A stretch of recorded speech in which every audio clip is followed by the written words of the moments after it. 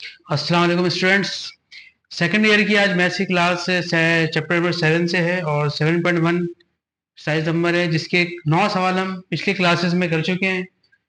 और तो आप पहले चैनल पे जाएं और चेक करें उसको, और फिर हम 10 में से आज स्टार्ट ले रहे हैं। अच्छा, क्वेश्चन नंबर 1 से 9, 1 till 9 जो है, इसमें से 12 सवाल तो बहुत ही आसान है, एमसीक्यू स्टाइल के हैं, उसको आप एमसीक्यूज के लिए रखें हैं। बाकी जो और भी क्वेश्चन है जो मैंने से पहले 9 तक करवाए हैं, तो वो आप उसको देखें चैनल पे जाकर के। तो आपको अगर नहीं समझ में आए तो आप कमेंट्स भी जरूर करें हमें। अच्छा, क्वेश्चन नंबर 10 से हम शुरू करते हैं आज। तो क्वेश्चन नंबर 10 जो है वो कुछ इस तरह से है कि एक लाइन सेगमेंट है, ए और बी इसके दो एंड पॉइंट है, एक है 8 9 के ऊपर, एक है 1 और 2 के ऊपर। एक ए का कोऑर्डिनेट है 8 9, बी का कोऑर्डिनेट है 1 और 2। अच्छा, इसमें कहीं बीच में कहीं पॉइंट आ रहा है, डिवाइड कर रहा है पॉइंट पी ए और बी लाइन सेगमेंट को।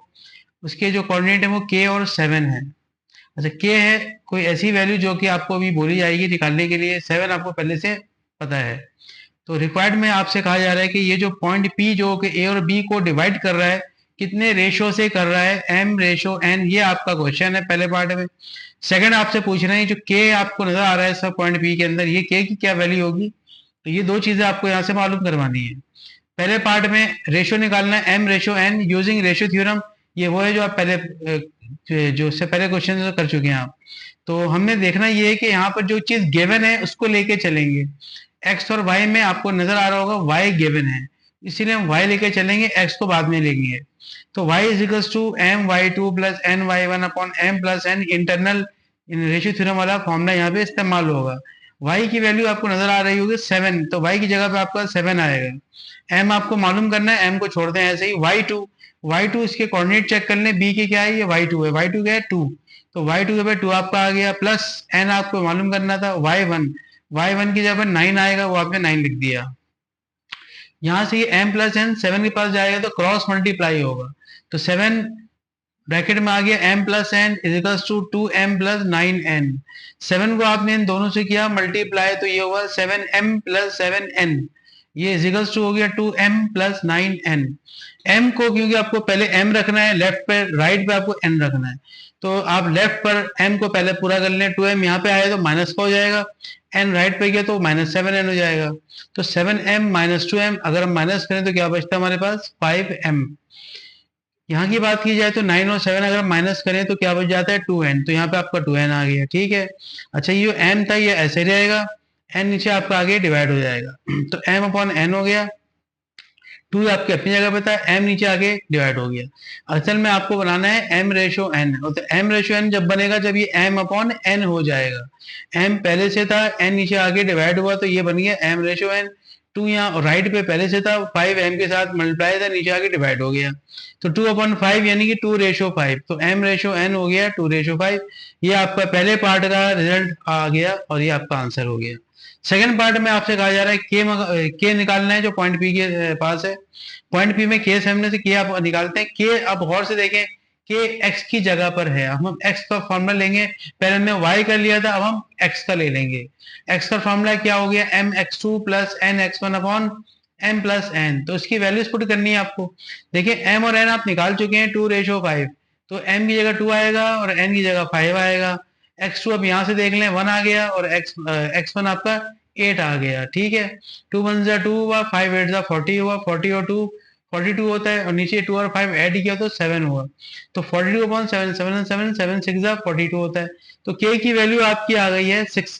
ये आपका एक दूसरा आंसर आ गया। और दूसरी बात ये, बुक के आंसर में 2 लिखा हुआ है जो कि रॉन्ग है, मैंने लिख दिया इधर। तो इसका रियल जो सही आंसर है वो आपका k का जो है वो 6 है। तो k 6 को फॉलो करें, आंसर 2 बुक का रॉन्ग है, इसको आप छोड़ दें, ठीक है। तो 10 नंबर आपका खत्म हो गया, दोनों चीजें आपकी निकल आई। क्वेश्चन नंबर 11 की तरफ चलते हैं।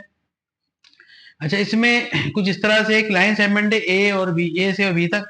ए के पॉइंट है x1 y1, बी का पॉइंट है x2 y2। ये एक लाइन सेगमेंट है जो कि क्या हुआ है, ट्राइसेक्ट हुआ है। ट्राइसेक्ट का मतलब होता है कि 3 बराबर हिस्सों में तकसीम हो गया। ये एक हिस्सा, 2 हिस्सा, 3 हिस्सा, देख सकते हैं मैंने 1 1 1 लिखा है। 1 एक हिस्सा, फिर एक हिस्सा, फिर एक हिस्सा, तो टोटल हिस्से बन गए 1 2 3। ये आपके टोटल मिला के हो गए 3 हिस्से, तो इसको हमने क्या कहलाता है, ट्राइसेक्टेड। अच्छा, ये ट्राइसेक्ट के 2 पॉइंट जो निकले हैं, एक पॉइंट P1 निकला है, पॉइंट P2 निकला। बस यही आपको रिक्वायर्ड है, ये आपको सवाल में कहा गया मालूम करने को। तो रिक्वायर्ड लिखा हमने, इस पे लिखा points of trisection at points P1 and P2। तो P1 का जो पॉइंट है, इसका जो कोऑर्डिनेट होगा वो आपको निकालना है ट्राइसेक्शन का, और P2 का भी सेम वही निकालना है। अब आइए इसको करते कैसे हैं। तो सबसे पहले हमने लिखा टेकिंग रेशियो फॉर P1, ये P1 आप देख रहे होंगे। अब इसका रेशियो खुद हमें इस डायग्राम की मदद से नजर आएगा। वो कैसे? देखिए, अगर हम P1 की बात करेंगे कुछ देर के लिए, P2 को छुपा दें, ठीक है, तो आपको एक चीज नजर आएगी कि ये एक हिस्सा हो गया और ये एक और एक मिला के दो हिस्से हो गए। तो इसका रेशियो बनेगा 1:2 कि एक हिस्सा है ए से लेकर P1 तक और दूसरा हिस्सा है P1 से लेकर B तक। P2 आप थोड़ी देर के लिए रिमूव कर दें अगर, तो ये एक और एक डबल हो गया, ये दो हिस्से हो गए। तो इसका जो रेशियो बना वो बना 1:2, ठीक है। अच्छा, मजीद देखते हैं यूजिंग रेशियो थ्योरम। अच्छा, रेशियो थ्योरम में जाहिर सी बात है, बात हो रही है रेशियो की, तो रेशियो थ्योरम लगाना है आपको फॉर्मूले में। तो एक्स और वाई का फॉर्मूला वही है जो मैंने पहले करा था आपके लिए। अच्छा, एम और एन जो है वो रेशियो आप लेंगे 1:2। तो एम और एन को 1 और 2, एम की जगह पे 1 आएगा, एन की जगह पे 2 आ जाएगा। एम और एन 1 2 आ गया। अच्छा, x2 की जगह पे क्या आएगा, यहाँ से आप देख सकते हैं x2 आपका -4 है और x1 आपका 2 है, सिर्फ +2, ठीक है। -4 बन जा -4 हो गया, 2 2 जा 4 हो गया, -4 +4 0 हो गया, कैंसिल हो गया, 0.3। तो 0 से कोई भी चीज डिवाइड होती है भाई वो 0 हो जाती है, तो x = 0 हो गया। आइए y निकालते हैं इसी जगह से। तो y में भी सेम लेंगे, m और n हम 1:2 ले लेंगे, 1 और 2 हम m और n की जगह पे इस्तेमाल करेंगे, फार्मूला वही रहेगा रेशियो थ्योरम वाला। m और n जो है वो 1 और 2 आ जाएगा। इसके बाद y2 की वगैरह हम देखें, y2 की वैल्यू कितनी है, -8। डायग्राम में देख लें, -8।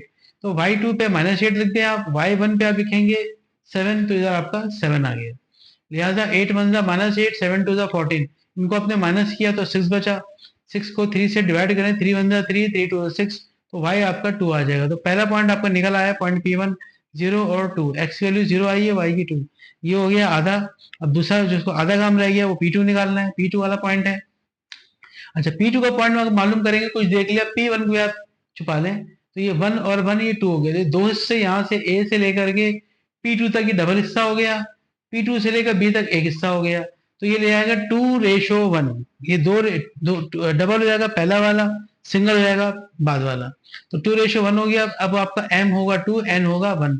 सेम ऐसे ही पुट कर दें, आप देख सकते हैं mx2 वही फॉर्मूला है, पहले वाला रेशियो थ्योरम है।